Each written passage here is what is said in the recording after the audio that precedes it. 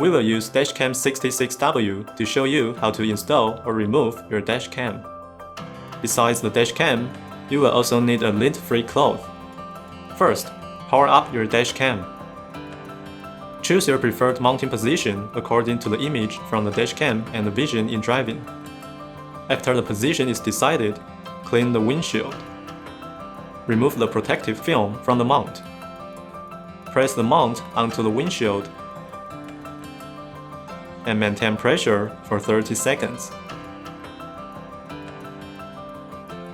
Plug the power cable. Hide the power cable in the gap between the roof and the edge of the windshield.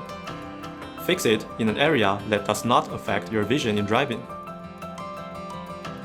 You will need a fishing line and a clean cloth. Remove your dashcam. Pull the fishing line back and forth. Gradually remove the mount adhesive. Remove the remaining adhesive and clean the windshield. And that's it. Thank you for watching.